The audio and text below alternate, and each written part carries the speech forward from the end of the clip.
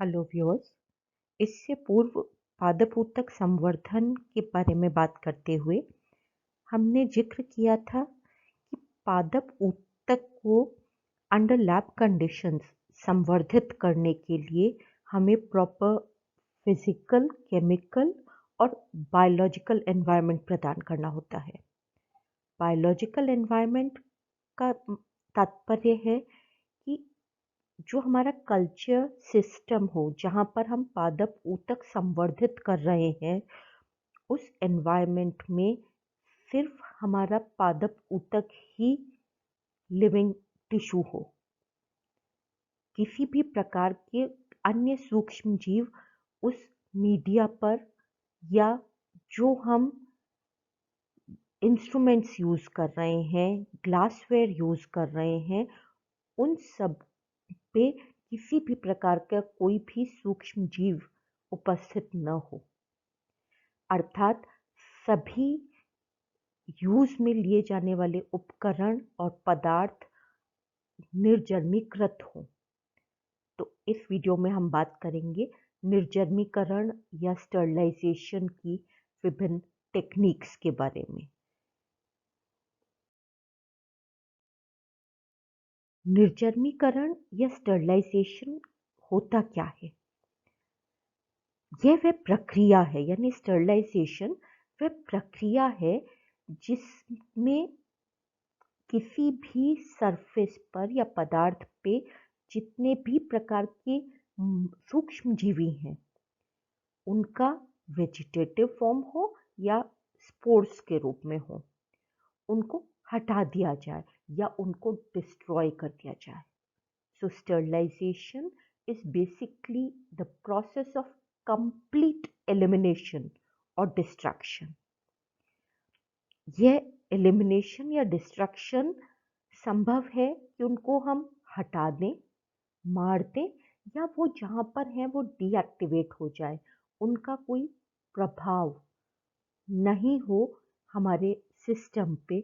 हमारा जो microbial culture का सिस्टम है, अगर हम कोई पर्टिकुलर माइक्रोब जर्मिनेट कर रहे हैं तो, या अभी हम बात कर रहे हैं प्लांट टिश्यू कल्चर की, तो वह सिस्टम जिसमें हम पादप ऊतक संवर्धित कर रहे हैं, उसमें एक्टिव कंडीशन में कोई और माइक्रो ऑर्गेनिज्म उपस्थित नहीं हो।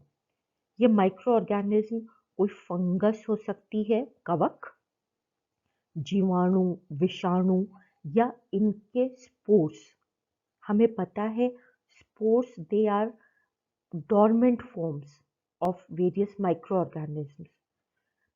तो उन सभी माइक्रो ऑर्गेनिज्म्स में, और it even includes removal of जो बिल्कुल माइक्रोस्कोपिक यूकारियोटिक ऑर्गेनिज्म्स हैं, जैसे प्लाज्मोडियम आदि, उनको भी नष्ट कर देना इज नोन एज स्टरलाइजेशन या निर्जर्मीकरण। यह निर्जर्मीकरण कैसे किया जाता है और क्यों किया जाता है? वास्तव में ये देखा जाए कि निर्जर्मीकरण क्यों आवश्यक है। निर्जर्मीकरण आवश्यक है क्योंकि हमारा उद्देश्य है कि हमारा जो कल्चर मीडिया है, उसमें हमने जो भी लिमिटेड रिक्वायर्ड न्यूट्रिएंट्स डाले हैं, उस पे हमारा प्लांट टिश्यू संवर्धित हो, या जिस भी चीज़ को पर्टिकुलर माइक्रो ऑर्गेनिज्म को या उसको हम संवर्धित करना चाह रहे हैं, जिसको हम कल्चर करना चाह रहे हैं, सिर्फ वो ही उपयोग करे उस कल्चर मीडिया का। और यदि एनवायरनमेंट में या ग्लासवेयर पे या उस कल्चर मीडिया में स्वयं में कोई अन्य माइक्रो ऑर्गेनिज्म हुआ, तो उसकी जो जीवन क्षमता है वो अधिक होगी, वो उसको कॉलोनाइज कर लेगा, जिसके कारण हमारा जो पादप ऊतक है वो संवर्धित नहीं हो पाएगा। तो it has to be given ऐसा एनवायरनमेंट जिसमें कोई उसका कंपटीटर ना हो। अतः स्टरलाइजेशन या निर्जर्मीकरण प्राथमिक आवश्यकता है किसी भी प्लांट टिश्यू कल्चर लैब की। तो कौन सी विधियां हैं जिनसे यह स्टरलाइजेशन संभव है? स्टरलाइजेशन या निर्जमीकरण की फिजिकल मेथड्स भी हैं और केमिकल मेथड्स भी हैं, यानी भौतिक विधियों से भी संभव है और विभिन्न रासायनिक विधियों द्वारा भी निर्जमीकरण किया जाता है। वास्तव में अगर हम किसी कंप्लीट एक्सपेरिमेंटल सेटअप या किसी कंप्लीट लैब की बात करें तो दोनों विधियों का प्रयोग किया जाता है, क्योंकि विभिन्न पदार्थ को, विभिन्न इक्विपमेंट्स को कैसे निर्जमीकृत किया जाएगा वह डिफरेंट टेक्निक होगी। Depending upon what is to be sterilized, different methods of sterilization they are made use of. So physical methods of sterilization they involve heat जैसे उच्च तापमान, या in biotechnology even very low temperature is used for the purpose of sterilization, या उस पे हम irradiate करें उसको, अर्थात उस पे हम कोई आयोनाइजिंग या नॉन आयोनाइजिंग रेडिएशन को एक्सपोज करें, हाई प्रेशर या फिल्ट्रेशन, या हम भाप का इस्तेमाल करें under pressure, dry heat, then UV radiation that is non ionising radiations. These are the various methods, physical methods of sterilization. और केमिकल्स में सामान्यतः मरकरी क्लोराइड सोल्यूशन है, या क्लोरीन डाइऑक्साइड गैस है, या different toxic gas vapour sterilants हैं, at times even ozone, they are used for sterilising. ये जो स्टरलाइजेशन की विधियां हैं जिनका हम उपयोग करेंगे, ये डिपेंड करेगा what is to be sterilised. तो सबसे पहले हम बात करते हैं स्टरलाइजेशन के heat method, physical methods of sterilisation की बात कर रहे हैं. उसमें जब हम उच्च तापमान की सहायता से किसी इक्विपमेंट को या पदार्थ को निर्जमीकृत करते हैं, तो उच्च तापमान के प्रयोग से उन पदार्थों को या इक्विपमेंट्स को निर्जमीकृत किया जा सकता है जो हीट से डिस्ट्रॉय न हो. जहाँ पर भी प्रोटीन्स हैं या आपके जेनेटिक मटेरियल, कोई लिविंग टिश्यू अगर हम स्टरलाइज करना चाहेंगे तो हमको हीट अवॉइड करनी पड़ेगी, क्योंकि वास्तव में जब हम हीट से डीएक्टिवेट करते हैं किसी भी माइक्रो ऑर्गेनिज्म को, तो हीट के द्वारा हम उसके प्रोटीन्स को, उसके जेनेटिक मटेरियल को डीनेचर कर रहे हैं, उसको नष्ट कर रहे हैं. और हम नहीं चाहेंगे कि हमारा कोई लिविंग प्लांट सेल जो हमको आवश्यक है, या हमारा इस प्रकार का कोई कंपोनेंट है कल्चर मीडिया का, जैसे आपके different plant hormones, plant growth regulators which are heat labile, जो उच्च तापमान में नष्ट हो सकते हैं, उनको हम इस हीट मेथड ऑफ स्टरलाइजेशन से निर्जमीकृत नहीं करते हैं. तो जो हीट मेथड ऑफ स्टरलाइजेशन है यह भी दो प्रकार का हो सकता है. पहला है वेट हीट या स्टीम स्टरलाइजेशन. यहाँ पर हम भाप का इस्तेमाल करते हैं निर्जमीकृत करने के लिए, और यदि यह भाप हाई टेम्परेचर पे हो, यानी सामान्यतः पानी 100 डिग्री सेंटीग्रेड पे इवेपोरेट होता है, भाप में कन्वर्ट होता है, लेकिन under pressure we know that PV is equal to RT, pressure into volume is directly proportional to temperature. तो अगर प्रेशर बढ़ेगा तो ऑटोमेटिकली भाप का टेम्परेचर भी बढ़ जाएगा। So if we use steam under pressure, तो its temperature will exceed 100 degree Celsius, अर्थात उसका तापमान 121 टू 134 डिग्री सेंटीग्रेड तक भी हो सकता है यदि हम स्टीम को अंडर प्रेशर करें। और जब हम स्टीम अंडर प्रेशर की बात करते हैं तो जो इंस्ट्रूमेंट बहुत सहजता से हमारे मन में आता है वो है प्रेशर कुकर, क्योंकि प्रेशर कुकर में भी स्टीम जनरेट हो रही है और हम उसको अंडर प्रेशर यूज कर रहे हैं। सिर्फ अंतर ये है कि इस स्टीम में को हम इसमें ऊपर एयर भी है, ग्रेजुअली वो एयर भी हीट हो रही है, हम प्रेशर कुकर में से एयर नहीं रिमूव कर रहे हैं। तो अंडर इन लैब्स, जो वेल इक्विप्ड लैब्स हैं, उसमें जब हम वेट हीट या स्टीम स्टरलाइजेशन की बात करते हैं तो हम एक इंस्ट्रूमेंट का उपयोग करते हैं जिसको हम ऑटोक्लेव कहते हैं। इस ऑटोक्लेव में हम जब पदार्थों को रखते हैं उस समय इसके अंदर हीटिंग कॉइल होती है, इसका मेक वगैरह हम अगले वीडियो में बात करेंगे, where we will specifically talk about the autoclave, its principle and all। पर यहाँ पे ये बात समझने की है कि अगर हम इस ऑटोक्लेव में अपने पदार्थ जिनका हम निर्जमीकरण करना चाह रहे हैं उनको रख करके और स्टरलाइज करते हैं तो इसमें जो भाप बन रही है वो निर्जमीकृत कर देगी। ऑटोक्लेव की विशेषता ये है कि हम सर्वप्रथम उसमें जो एयर है उसको रिलीज कर देते हैं। अपना सामान रखे बाद जब ढक्कन बंद करते हैं तो pressure gauge is there, the safety valve is there. तो इस प्रकार के ये सिस्टम है जिसकी सहायता से first of all the air is removed from the autoclave before the heating process starts.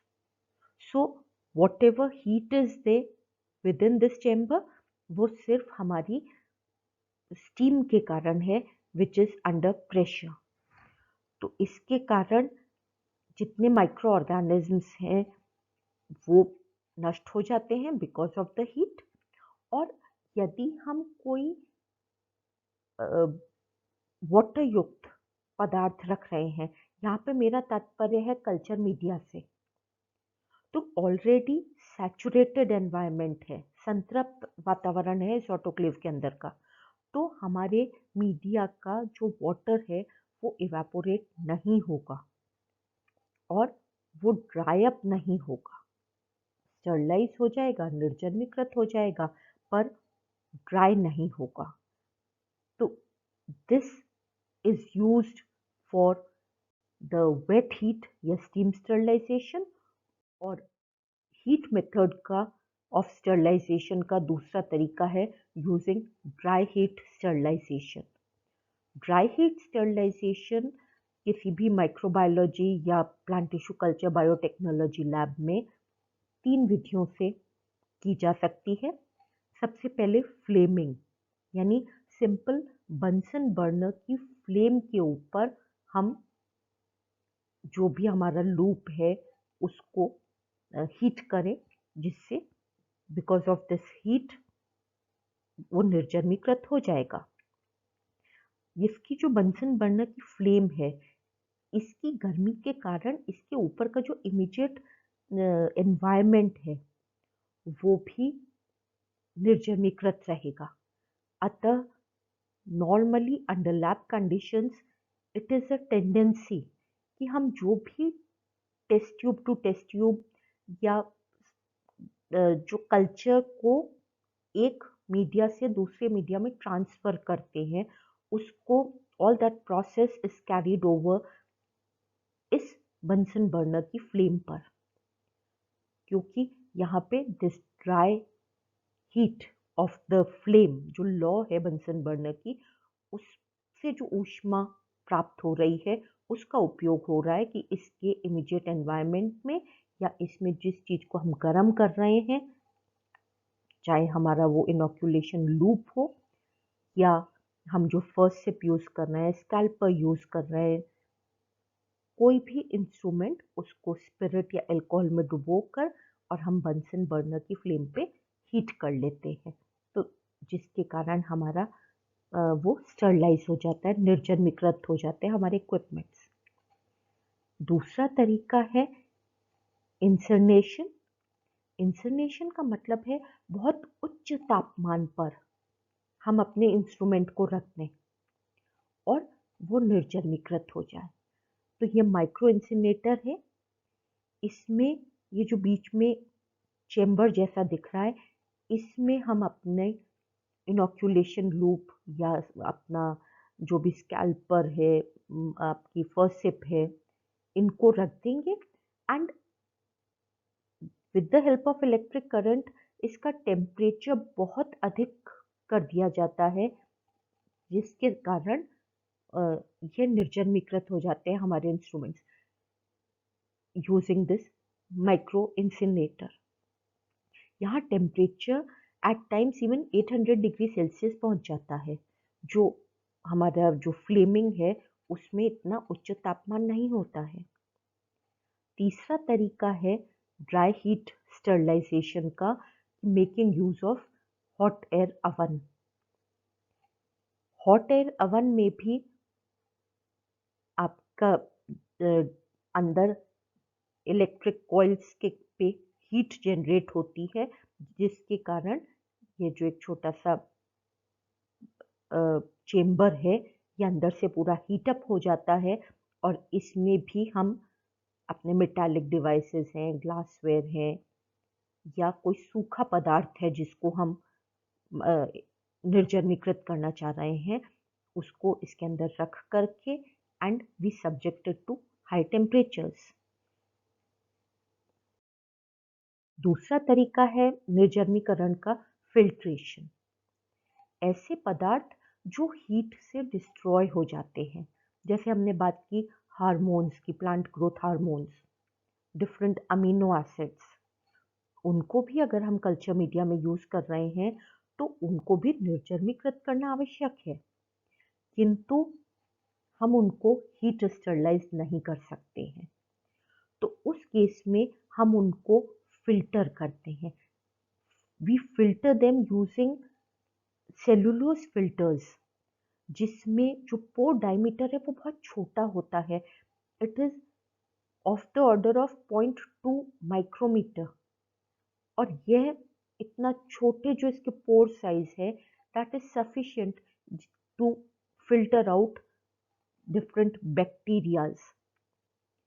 लेकिन यह विधि जब हम वायरस या फेजेस को फिल्टर आउट करना चाहें तो these cellulose filters they are not sufficient bacteriophages या वायरसेस के लिए। उस केस में we need high efficiency particulate air filters, HEPA filters. वो इससे भी ज़्यादा छोटे पोर साइज वाले फिल्टर्स का उपयोग किया जाता है and that is for different purpose, that is filtering out the air.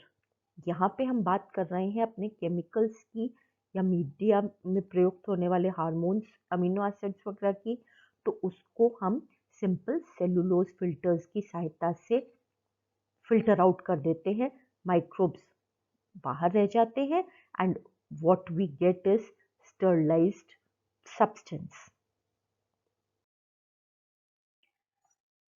तीसरी विधि है using radiations for the purpose of sterilization.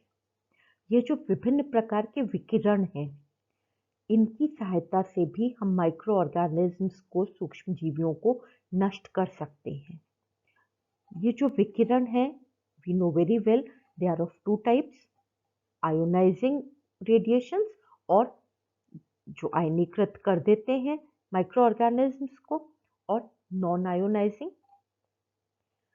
तो जो नॉन आयोनाइजिंग रेडिएशंस हैं, that is UV rays, although उनकी पेनिट्रेशन पावर बहुत कम होती है, लेकिन वो सेफ है, क्योंकि जो आयोनाइजिंग रेडिएशंस हैं या वो रेडिएशंस जिनकी पेनिट्रेटिंग पावर अधिक होती है, जो सरफेस में अंदर तक पेनिट्रेट कर देते हैं, अंदर प्रवेश कर जाते हैं, दे आर मोर हार्मफुल।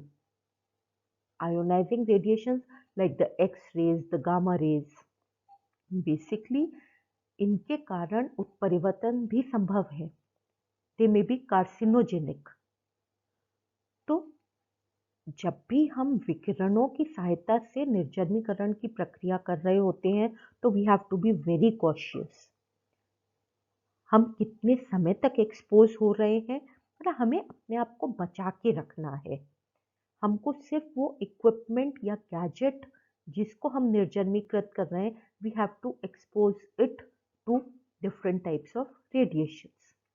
तो रेडिएशन स्टरलाइजेशन के लिए भी डिफरेंट इंस्ट्रूमेंट्स लैब में उपस्थित होते हैं, पाए जाते हैं।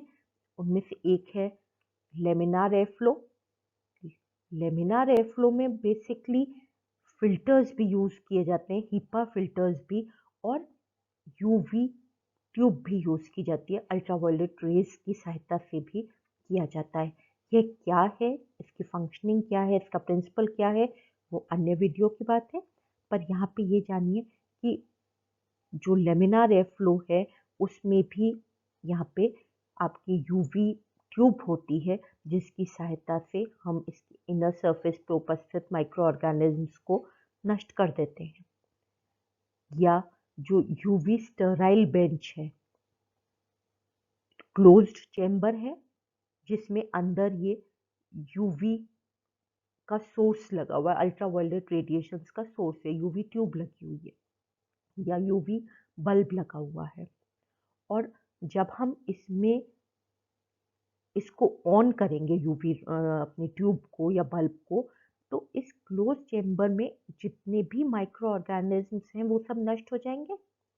और तत्पश्चात ये जो दो आपके पॉइंट्स दिख रहे हैं, इसमें से हम अपने हाथों को प्रवेश कराकर और अंदर अपना जो भी कल्चर एक्टिविटी है, चाहे ट्रांसफ़र कर रहे हो हम या व्हाट्सएवर, वो कार्य हम कर सकते हैं इन दिस स्टराइल एनवायरनमेंट। तो चाहे स्टराइल बेंच हो चाहे लेमिनार एयर फ्लो हो, दोनों विकिरणों की सहायता से उस एनवायरनमेंट को स्टरलाइज कर रहे हैं जिसमें हमारी डिफरेंट हम एक्टिविटी कर रहे हैं। क्योंकि पदार्थों में, ग्लासवेयर में, इन सब के अतिरिक्त जो आपका एक इन्फेक्शन का सोर्स हो सकता है, वो आर पार की एयर हो सकती है, वह वातावरण हो सकता है जिसमें हम कार्य कर रहे हैं ये संवर्धन का, तो उसको भी निर्जलीकृत करना आवश्यक है। और सामान्यतः in the plant tissue culture labs जो रेडिएशन स्टरलाइजेशन है, उसका उपयोग उस एनवायरनमेंट को स्टरलाइज करने के लिए होता है जिसमें हम संवर्धन की अपने डिफरेंट एक्टिविटीज़ संपादित कर रहे हैं। और फिजिकल मेथड्स ऑफ स्टरलाइजेशन के बाद अब हम बात कर रहे हैं विभिन्न रासायनिक विधियों की for the purpose of sterilization. तो निर्जलीकरण के लिए प्रयुक्त जो केमिकल हैं, they may be in the form of solutions या they may be in the form of different gases। जो गैस हैं वो ऑल्दो एक्सप्लोजन उनमें संभव है, क्योंकि गैस है वो एनवायरनमेंट में रिएक्ट कर सकती हैं, तो we have to be very cautious. और उनकी स्टरलाइजेशन कैपेबिलिटी अधिक होती है, क्योंकि वो प्रवेश कर सकती हैं, वो डिफ्यूज हो सकती हैं विद इन द सब्सटेंस जिसका हम स्टरलाइजेशन कर रहे हैं, जिसको हमको निर्जलीकृत करना है। तो सामान्यतः ऐसी गैसेस ली जाती हैं जो टॉक्सिक नहीं हो या कम टॉक्सिक हो, जैसे इथाइलिन ऑक्साइड है या कार्बन डाइऑक्साइड है। और इथाइलिन ऑक्साइड और कार्बन डाइऑक्साइड का जो कॉम्बिनेशन है, उसका कारण है कि कार्बन डाइऑक्साइड की उपस्थिति में इथाइलिन ऑक्साइड बहुत ज़्यादा एक्सप्लोसिव नहीं होती है, अन्यथा इसमें एक्सप्लोजन संभव है। या ओजोन गैस का उपयोग किया जा सकता है, बट सामान्यतः हम लिक्विड सॉल्यूशंस का प्रयोग करते हैं for the purpose of chemical sterilization या केमिकल मेथड ऑफ स्टरलाइजेशन, जैसे हाइड्रोजन परऑक्साइड है, आपके nitrogen dioxide, then glutaraldehyde, formaldehyde solutions, peracetic acid आदि। और प्लांट टिश्यू कल्चर में जब हमको सरफेस स्टरलाइज करना होता है, हम न हीट यूज़ कर सकते हैं, न विकिरण यूज़ कर सकते हैं। हमारा जो क्रतोतक है उसको हमको बाह्य सरफेस पर निर्जमीकृत करना है। उस केस में we use chemicals like mercuric chloride, very dilute 1% solution of mercuric chloride is used. So this जो केमिकल मेथड है, रासायनिक विधि है निर्जमीकरण की, ये उन पदार्थों को निर्जमीकृत करने के लिए प्रयोग में ली जाती है जिनमें हीट से या अन्य फिजिकल मेथड्स ऑफ स्टरलाइजेशन से जिसमें डैमेज होने की संभावना है। और यहाँ पे स्पेसिफिकली आई मीन टू से उस एक्सप्लांट की जिसकी कोशिकाएं जीवित रहना आवश्यक है, तभी तो हमारा पादप ऊतक संवर्धित हो पाएगा। क्योंकि जो टोटिपोटेंसी है वह तो लाक्षणिक फीचर है, कैरेक्टरिस्टिक फीचर है, लाक्षणिक गुण है हमारे जीवित कोशिका का, जो संवर्धित होकर के संपूर्ण पादप का निर्माण करना हमारा उद्देश्य है जब हम बात करते हैं पादप ऊतक संवर्धन की। अब यह वीडियो समाप्त करने से पहले, ये टॉपिक समाप्त करने से पहले जरा सी बात कर लें हम, what is the difference between sterilization and disinfection. आजकल कोरोना काल में इन शब्दों का बहुत अधिक महत्व है। हाथ धोना, स्टरलाइज करना चीज़ों को, सरफेस को, या डिसइंफेक्ट करना। वास्तव में स्टरलाइजेशन और डिसइंफेक्शन में जो बेसिक अंतर है वो है कि स्टरलाइजेशन में हम even the spores they are destroyed. सिर्फ वेजिटेटिव अवस्था में सूक्ष्मजीवी नष्ट नहीं हो रहे हैं, जबकि जब हम डिसइंफेक्शन की बात करते हैं तो जो vegetative form of micro organisms हैं वो सब तो नष्ट हो जाते हैं, डिस्ट्रॉय हो जाते हैं, एलिमिनेट हो जाते हैं। किंतु यदि किसी भी माइक्रो ऑर्गेनिज्म के स्पोर्स उपस्थित है तो वो स्पोर्स सर्वाइव कर सकते हैं एंड उसके कारण इन्फेक्शन हो सकता है। So in case of disinfection हम स्पोर्स नष्ट नहीं कर पाते हैं on the objects that are being disinfected. और तीसरा यहाँ पे शब्द एक आता है क्लीनिंग। इस क्लीनिंग का उपयोग हम एक्सप्लांट प्रिपरेशन में भी करते हैं, यानी किसी भी चीज़ को डिसइंफेक्ट करने या स्टरलाइज करने से पूर्व हम उसको अच्छे से धो लेते हैं माइल्ड डिटर्जेंट से, सोप वाटर से, अगर हम ग्लासवेयर की बात करें तो। उसका कारण है कि जो हमारे को दिखती हुई गंदगी है, चाहे वो ऑर्गेनिक मटेरियल हो चाहे इनऑर्गेनिक मटेरियल हो, उसको धो देना, उसको हटा देना उस सरफेस पर से, उस पदार्थ पर से। क्योंकि यह जो गंदगी है हमारे पदार्थ पे या हमारे सरफेस पे, उसके कारण हमारा जो डिसइंफेक्शन या स्टरलाइजेशन का कार्य है वो बाधित हो सकता है। इन लैब्स इवन certain enzymes या enzymatic products उनका भी उपयोग किया जाता है for the purpose of cleaning. तो इस प्रकार से यह तीनों टर्म्स सापेक्ष हैं किस हद तक निर्जमीकरण हो रहा है। क्लीनिंग में सरफेस साफ हो गया, जितना ऑर्गेनिक या इनऑर्गेनिक मटेरियल है वो हट गया।